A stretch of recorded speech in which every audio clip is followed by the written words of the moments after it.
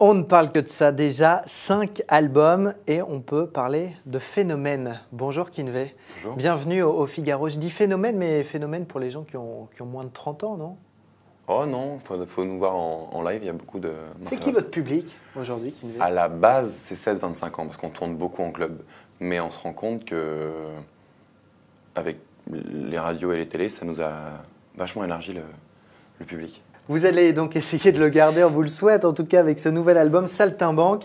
Et un premier extrait, Dis-moi oui. Jamais je n'en serai lassé, tu ne fais que me fuir. Mais je ne veux que t'offrir un bel avenir. Tous deux entrelacés, jamais je n'aurais pensé un jour tomber amoureux. Et la conséquence toi seul peux me rendre heureux. Le simple fait d'exister un petit peu à tes yeux me pousserait à persister à nous imaginer tous les deux.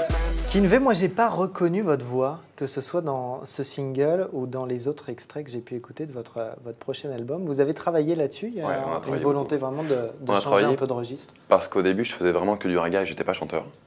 Et je me suis essayé au chant. Et plus je chantais, plus j'avais envie de chanter. Mais ça s'apprend, ce genre de choses, ça vient pas, ça tombe pas du ciel. Je rebondis parce qu'il y a un an, dans une interview à Pure Charts, vous avez dit j'aurais l'image du mec qui fait des chansons à la con et qui est rigolo et je m'en fous en fait. Oui, bah, de toute façon, oui. Bah, je vois pas en quoi ça serait... Non mais du coup en entendant là ces nouvelles chansons, je me suis dit peut-être qu'il a envie que ça change quoi. Ah non, du tout. Non, c'est vraiment une partie de l'album. Mais dans mes albums, il y a toujours eu des moments tristes, des moments un peu festifs et des moments un peu osés. Et non, puis ça m'amuse et je sais que le public l'attend aussi. Si tu veux, c'est ce qui fait la particularité. Si Bigard il se met à plus parler de cul, c'est plus drôle. Bah, si je commence à faire des chansons plus calmes, c'est moins drôle aussi. Mais est-ce que vous diriez quand même, quand là on vous rend compte que vous êtes beaucoup plus profond que l'image que vous donnez à voir? Ah oui, mais je joue mon petit personnage de rigolo, oui. Non, mais je pense qu'on peut réussir à être drôle en ayant quand même un minimum de fond. Si je faisais que du léger, si tu veux, là, oui, t'aurais raison, je m'ennuierais. Mais du coup, vous faites attention à ce que vous pouvez dire, à ce que vous pouvez tweeter?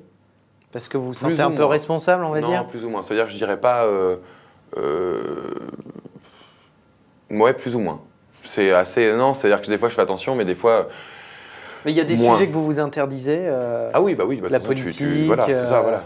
Parce que c'est justement par rapport aux gens qui nous suivent, j'ai pas à leur donner mon avis. On vote dans une urne à guichet fermé, donc un guichet fermé dans une urne où on nous voit pas, dans un isoloir, pour pas qu'on puisse savoir qui on vote. Pourtant, il y en a des artistes qui Ils font donnent ce qu'ils veulent. qui donnent leur avis. Moi, ça me on en gêne. a J'ai reçu pas plein. donné mon avis, j'ai pas influencé les gens sur quoi que ce soit. Les gens font ce qu'ils veulent. Je pense qu'ils sont assez intelligents pour prendre une décision. S'ils ne le sont pas, tant pis. Mais c'est pas à moi d'influer sur ça. Tant pis. Bah oui, malheureusement, tant pis.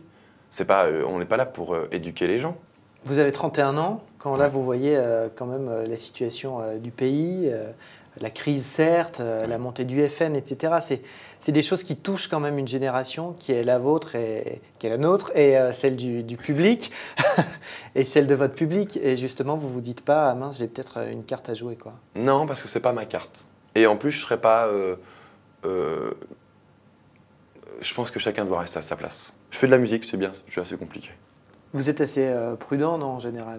Sur Prudent. vous, sur là ce que vous dites, mais assez bizarrement, là, pour préparer l'interview, il y a assez peu d'infos sur vous, sur Bah votre non. vie Bah non, ma vie- d'avant, sur votre vie d'aujourd'hui. Qu'est-ce que je te raconte de ma vie d'avant? J'ai fait mon Mais quand on mes lit années les scolaires. bios de vous sur Internet, on a l'impression que ça y est, vous avez eu un succès sur le web et après ça s'est traduit par des disques, mais on a du mal à savoir ce qui s'est passé avant.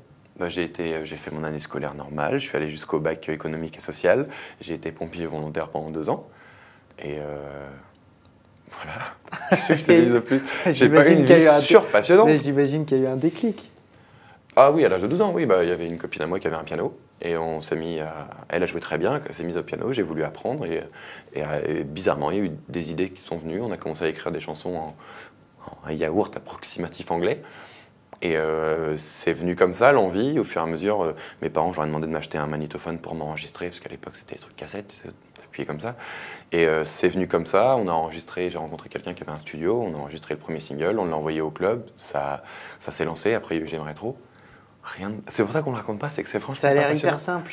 Non, c'est pas simple, ça a été même plutôt compliqué dans le sens où tu fais quelque chose, mais personne ne croit. En ce que personne ne croit. Mes parents me laissaient faire, mais n'étaient. Ils m'ont toujours dit, il y a une personne sur 1 million, mec, faut arrêter de rêver. Continue, concentre-toi sur tes études. Et ils ont eu raison, parce que ça me donne un bagage quand même. Mais j'avais envie, on n'a qu'une seule vie, et j'avais vraiment envie de me dire, si c'est mon rêve, il faut que je le vive pleinement, et que j'aille jusqu'au bout. Et à un moment, je pense que l'intelligence, entre guillemets, aurait fait que si je voyais que je me serais mis dans un mur, j'aurais arrêté et j'aurais repris une vie normale. Et du coup, vos parents, aujourd'hui, quand ils voient le succès, vos disques de platine à chaque album qui sort? Ma mère, mes parents, c'est mes plus grands fans. Mon père, il a fait un truc ridicule. Hein. Il a surtout son frigo, et il a tous mes flyers que je suis passé dans les endroits comme ça. C'est très moche, mais c'est pour dire à quel point ils me soutiennent.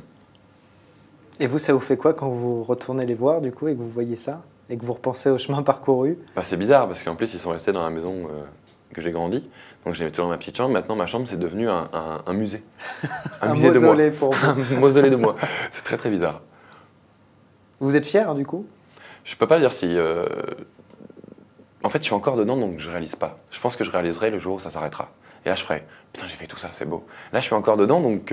et comme je vis vraiment l'instant présent, c'est quand même tatoué Carpe Diem, donc je vis vraiment l'instant présent. Vous en profitez quand même? Ah oui, oui, oui. J'ai pas de... Je le dis dans Saltimbanque, la première chanson de l'album, c'est j'ai mis de côté ma vie privée. C'était un choix. C'est-à-dire que je sais que je n'ai pas réellement de vie, mais le jeu en vaut la chandelle, en fait. J'aurai tout le temps après, tant pis. Mais pour l'instant, je me concentre sur mon rêve de gosse. Ça vous manque pas? Je vais pas te mentir, oui. Si, des fois, oui, bien sûr. Mais des fois, j'aimerais me poser, me dire, il faudrait que je fasse un petit enfant.